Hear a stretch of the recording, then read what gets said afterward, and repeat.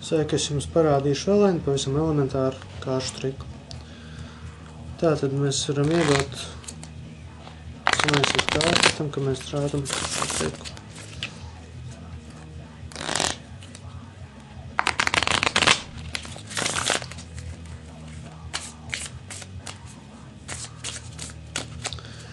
Tagad mēs sadalīsim divās čupiņās 15 kārtīm. 1, 2, 3, 4, 5, 6, 7, 8, 9, 10, 11, 12, 13, 14, 15.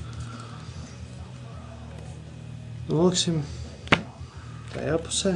1, 2, 3, 4, 5, 6, 7, 8, 9, 10, 11, 12, 13, 14, 15. Noliksim šī pusē.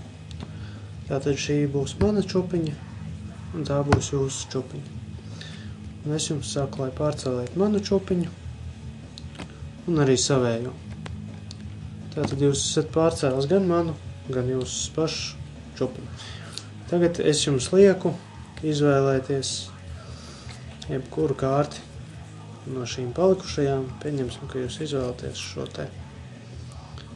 Jūs viņu noliekat vienalga kurā no savām čupiņām. Pieņemsim, ka jūs noliekat šī. Jūs drīkstat uzlikt virsū vienu no manām čupiņām. Pieņemsim, ka jūs uzliekat šo te virsū. Tagad es ņemu kalpu, kurš atradīs jūsu kārti. Tā var būt jebkur cita kārts, bet es izmantoju kalpu. Nolieku ar seju uz augšu savā čupiņā un uzlieku uz virsū jūsu čupiņu, tukšo. Un tagad uzlieku uz jūsu saliktājām divām čupiņām virsū savējās. Un tagad visu, ko mēs darām, liekam divās šādās čupiņās.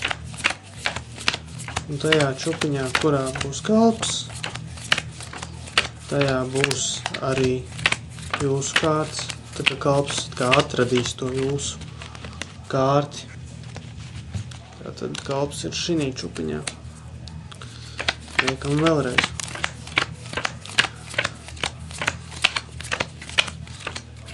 Kalps jau ir pietuvinājies.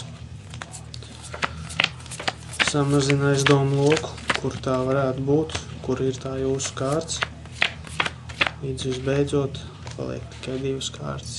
Kalps un jūsu kārts. Ja jūs darīsiet kā teicu, tad jums vajadzētu sanākt šim trikam. Paldies, ceru, ka patika.